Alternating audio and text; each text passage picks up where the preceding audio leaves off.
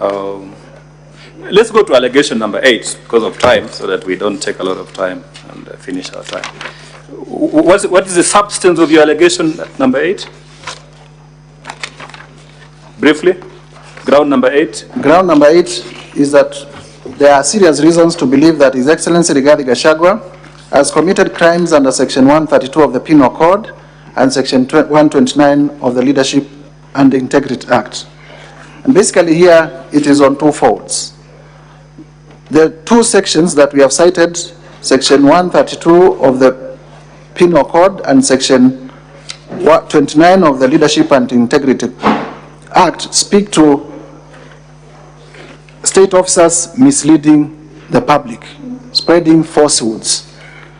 And on the issue of Justice Maina, as we have shown evidence, it was personal vendetta because the Deputy President was attacking the judge based on a decision the judge had made.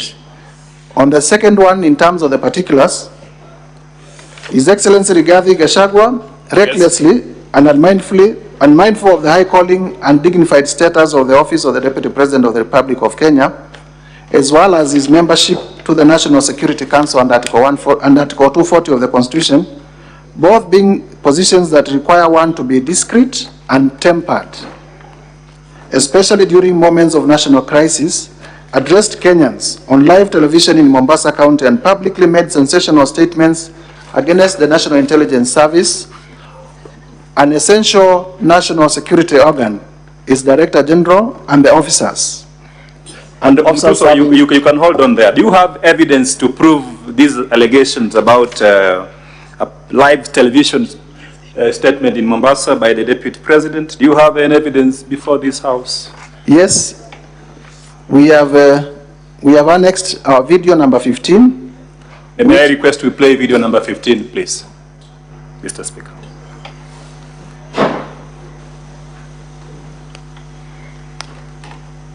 Where did the rain begin to beat us? Where did we stop listening to the people? President William Ruto and I were the darling of the Kenyan people. By listening to them, by engaging them.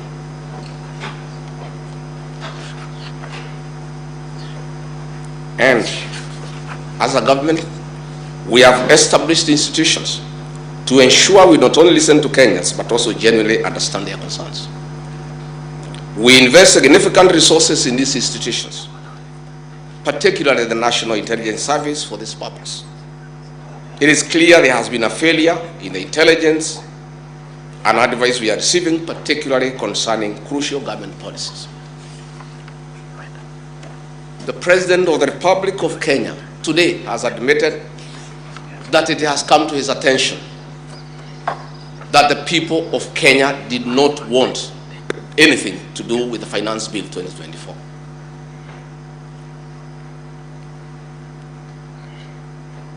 Honorable Mutuse, President, maybe we can... There is an important okay. You has now agreed that we need to listen to the people. Yeah. And I sympathize with my boss, President William Ruto, because this information was not available to him. I know President William Ruto. Had he known 2 months ago that the people of Kenya did not want anything to do with the Finance Bill 2024, he would not have asked his parliamentary party to push it through.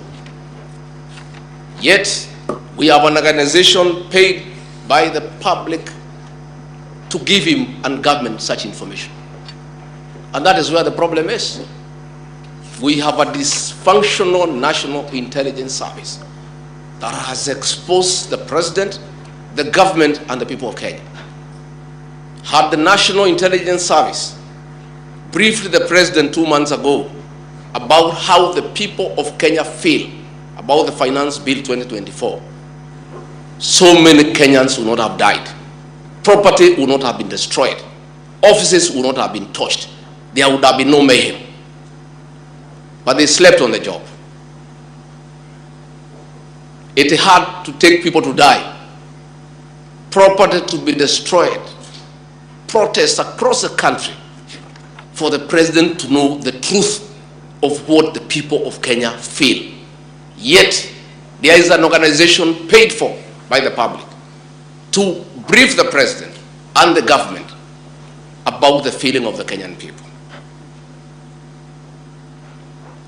Officers of the National Intelligence Service, officers of the National Police Service have told me in confidence they did not get advance intelligence briefs about the magnitude of the protest in Eldoret, in Kericho, in Nairobi, in Githurai, in Embu, in Nyeri. Since independence, there has been protests around Parliament.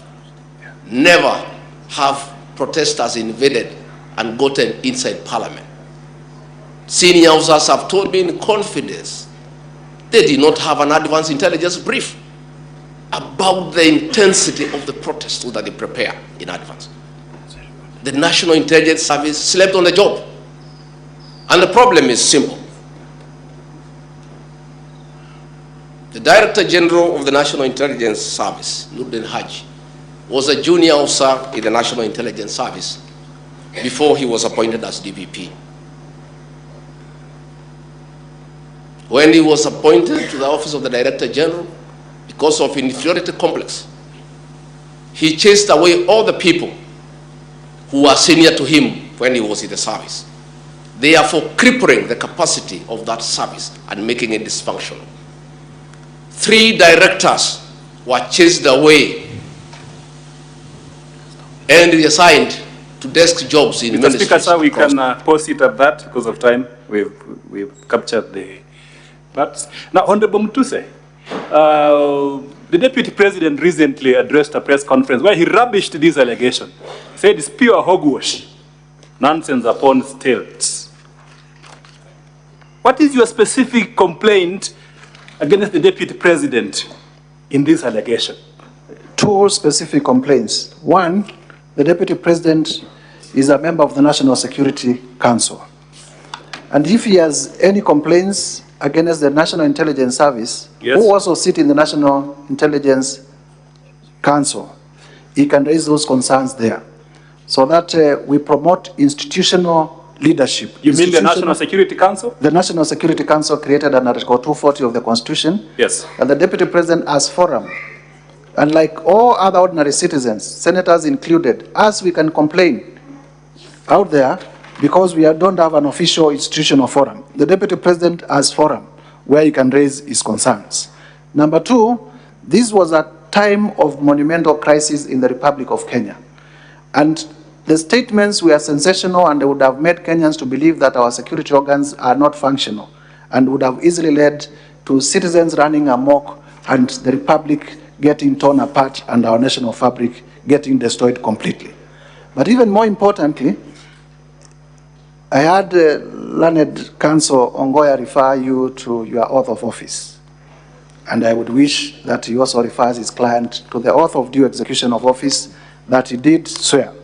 In the oath of due execution of office that the Deputy President took on ascension of office, it states as follows, that I will not directly or indirectly reveal such matters as shall come to my knowledge in the discharge of my duties and committed to my secrecy, emphasis, secrecy.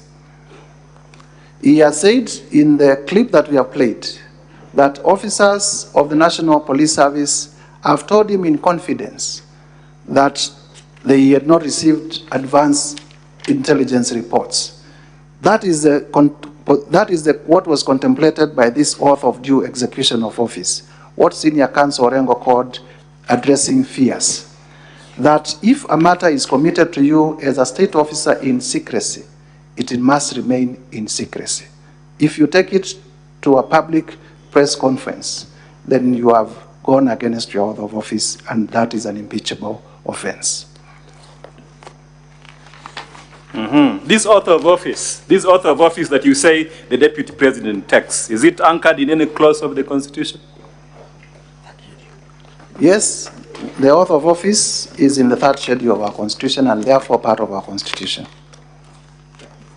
Can you read Article 148(5)(a) of the Constitution?